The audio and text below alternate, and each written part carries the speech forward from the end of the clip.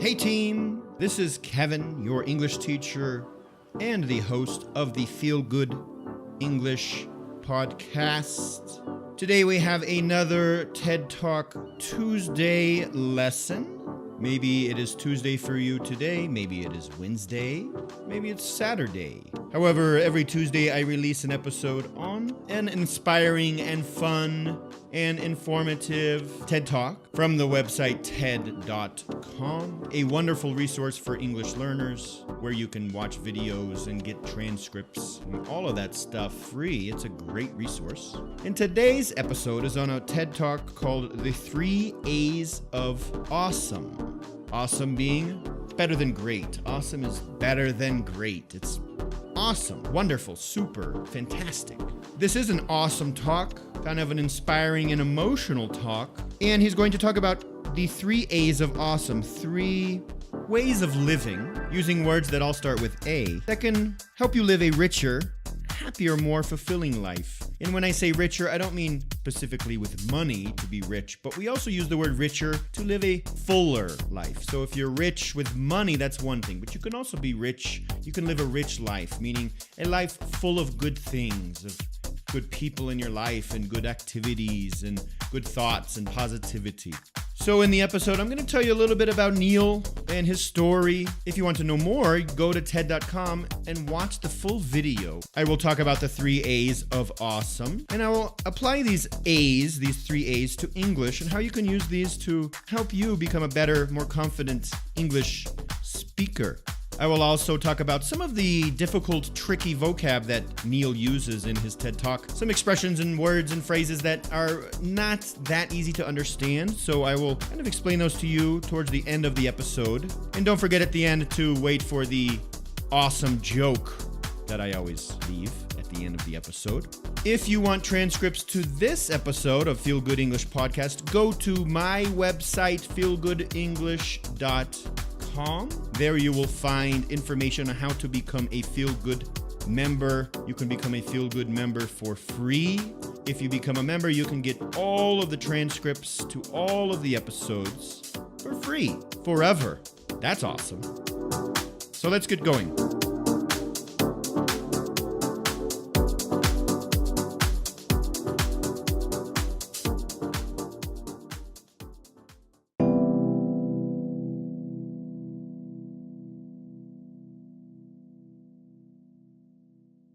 So the TED Talk starts with Neil talking about when his life was going very well. He got married, he was working, he had a good job, everything was going well in his life, but then things started to change. Wife left him, and his friend, a good friend of his, took his own life. And not only that, the economy was in a horrible place in the US and in the world, so a lot of bad things happened to him kind of all at once. So to get himself out of this low part in his life, he created a blog. Now, he talks about that there are 50,000 blogs created a day, which I find is crazy. But eventually his blog became the #1 blog in the world. And what did he do on his blog? He simply would go there daily and write about something that he thought was awesome. He thought was great. Something that was a positive thing that would bring his spirits up. This blog, 1000awesomethings.com, became extremely popular, and it was not only good for other people, but for him, he realized it brought his own spirits up. It made him happier. It got him through these difficult times. We all have difficult times. We go through good times and bad times. It's always changing. One thing that I do in my own life is I always remind myself that not only bad times will pass, but also the really good times will pass too. We usually want good times to last forever, and we really want to get through bad times. But if we connect with either of these, we won't be happy when we're not experiencing that. So if we're feeling great, everything's going well, and we don't realize that that too will pass, and in the future some bad things will come, then we get trapped into this thinking that if everything's not going good, something is wrong. So I always remind myself, wow, things are going great. But, Kevin, don't get too attached to this. Don't get too connected to this, because someday things will go bad again, and you'll have to also not connect to the bad things, knowing that those too will pass. The first A of awesome from Neil is attitude. And he talks about you have 2 choices. You can either swirl and twirl in gloom and doom. Swirl and twirl means going in circles, so just being stuck staying in the same place in gloom and doom. So those are negative, dark. Gloom is when everything's gloomy and dark and sad, like a gloomy day is raining. And doom is like evil or bad things happening. So you can just stay stuck and keep going in circles in that. Or you can grieve and face the future with newly sober eyes.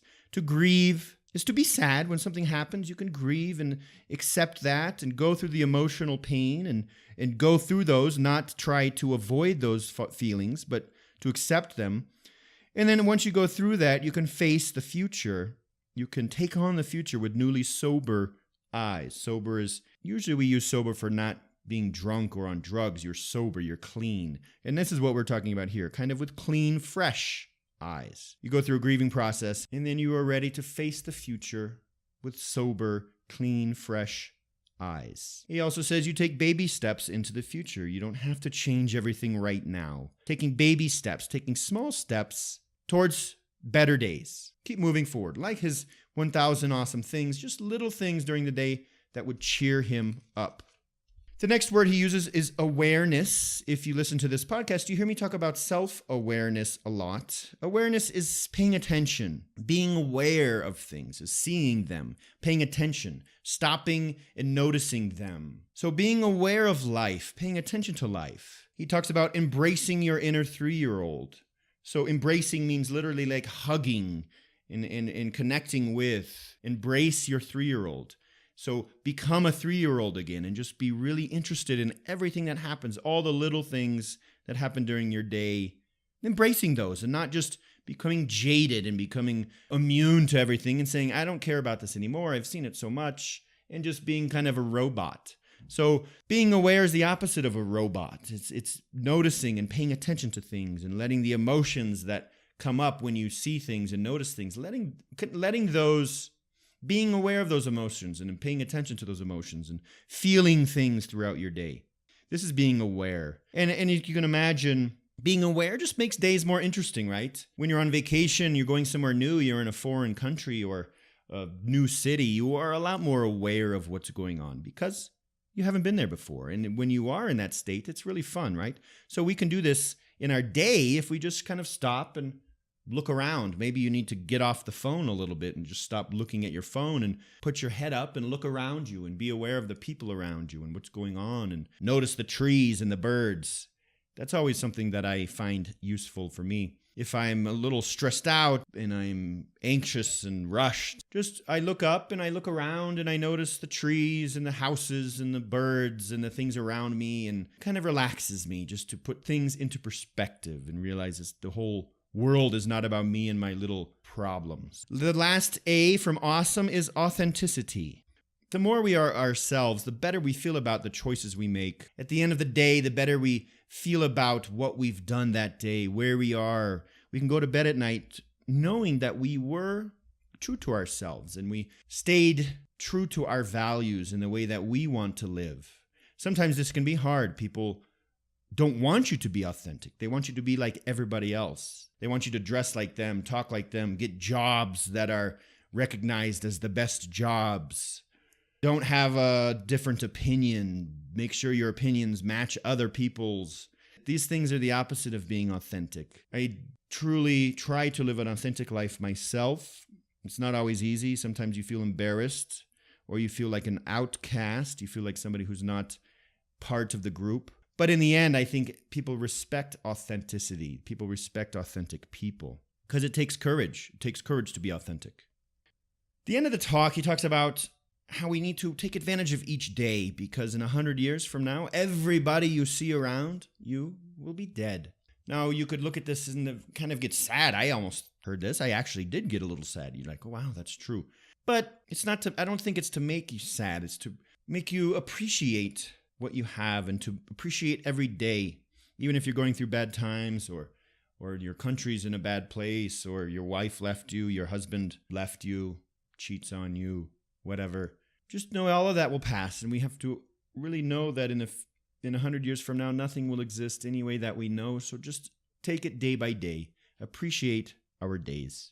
So, and then the last thing I'm going to do here just quickly maybe help you connect these ideas to your English learning. Maybe you're trying to become more confident. You're trying to become the awesome English speaker that you know you can become.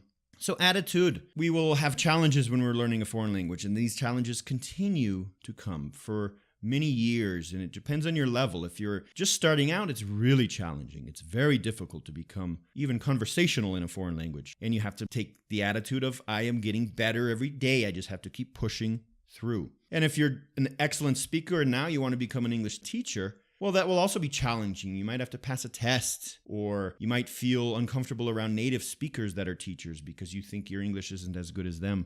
But it's the attitude you take. Your attitude is, I can do this. I can bring value to people. I can take control of the situation. That's the attitude. It's a choice. Or you can choose to avoid the situations. So attitude throughout your English learning is important, just to step back, take it day by day, and choose to do something that day. Choose to keep moving forward, taking baby steps. Awareness. So if we really pay attention to language, if we notice the words, if we notice how people are, if we notice how they move, how they act, if we look around in the streets when we're walking and we try to say things that we see in English, how do you say that in English? How do you say this? It can really bring a lot of attention, a lot of awareness to what you need to be learning. So there's paying attention to people when they speak can help you notice words that you don't know. Walking down the street, and if you pass a bakery and you don't know how to say things at a bakery, paying attention to that. Say, I need to study some vocab on a bakery, or I need to go in to bakeries more often and speak English. So just noticing things and not waiting for the day you have to use that vocab, but just always looking around and saying, how do I say that? And lastly, authenticity, being an authentic English speaker, finding your voice, not being afraid to make mistakes. Not being afraid to speak the way that you want to speak. Being an authentic English speaker. Saying words you want. Not worrying about sounding perfect. Not worrying about sounding like a boss at work who lived in the US for 5 years. But being you and not being afraid to be you as an English speaker. Most people that you will come across don't care if you speak perfectly. They just care about your message. Native speakers, they don't really care if you make mistakes in English. They care about your message. So bring an authentic message. Bring a valuable message to these people. Don't be afraid to be authentic.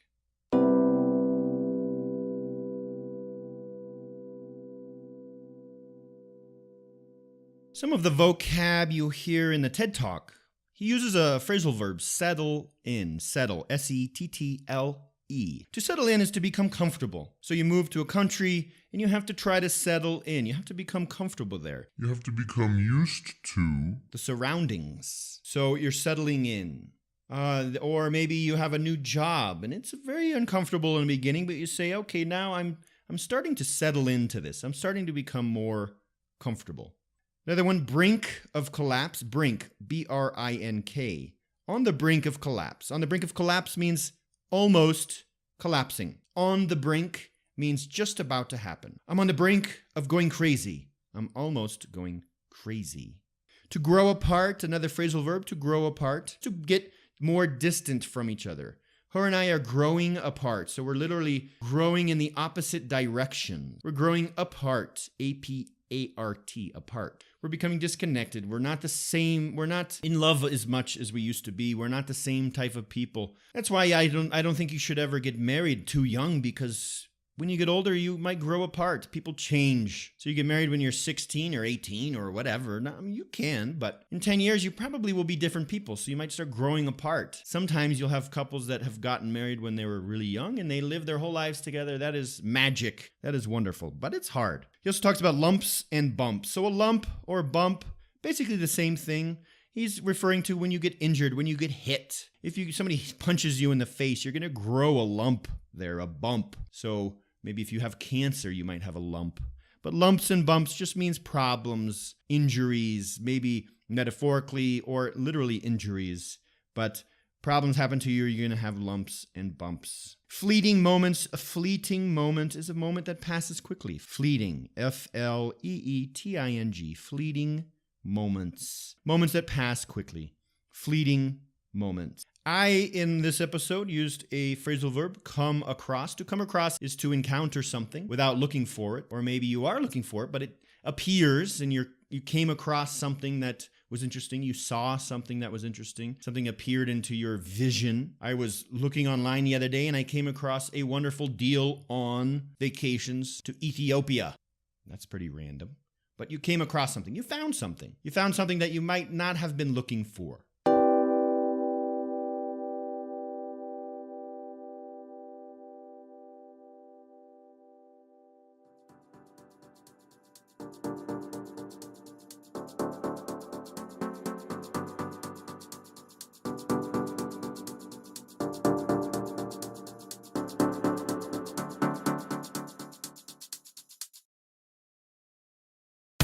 So there you go, the 3 A's of awesome: attitude, awareness, authenticity. Have a positive attitude. Become a 3-year-old again and notice things around you. Pay attention to your surroundings. Don't become a robot. Take in those surroundings. And authenticity. Do not be afraid to be yourself. If you want the transcript to this episode of Feel Good English, go to feelgoodenglish.com.